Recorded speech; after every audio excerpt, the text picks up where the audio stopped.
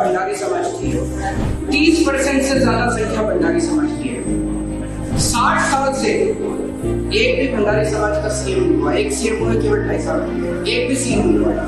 Casteism मैं नहीं कर रहा, कास्टिज्म ये दोनों पार्टियां कर रही हैं, जिन्होंने भंडारी समाज को केवल वोट लेने के लिए इस्तेमाल किया और उसके बाद उनको उठा के फेंक दिया। अभी कल जब मैं गोवा आया, एक रिपोर्टर मेरे से मिलने आया। आपको जान के शौक लगेगा उन्होंने क्या कहा। उस रिपोर्टर ने मुझे बोला कि वो कुछ पॉलिटिशियंस के साथ बैठे हुए थे, बीजेपी के भी थे, कांग्रेस के भी थे, और पॉलिटिशियन आपस में बात कर रहे थे कि ये केजरीवाल बोल के गया है कि भंडारी समाज का सीएम होगा। भंडारी समाज वो आपको संभाल पाएंगे क्या सीएम? क्या वो उनमें टैलेंट है क्या? ऐसी बातें ये लोग करते हैं बैठ के। मेरा तो खून खौल उठा। ये कांग्रेस और बीजेपी वाले समझते क्या अपने आप को?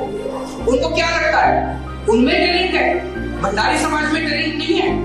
आज भंडारी समाज ने गोवा के लिए क्या नहीं किया? हर क्षेत्र के अंदर भंडारी समाज ने अपना नाम रोशन किया, गोवा का नाम रोशन किया। भंडारी समाज से वकील बनते हैं, इंजीनियर बनते हैं, डॉक्टर बनते हैं, पायलट बनते हैं, हर बनते हैं। तो ये लोग, इनको लगता है कि केवल कांग्रेस और बीजेपी के पास टैलेंट है।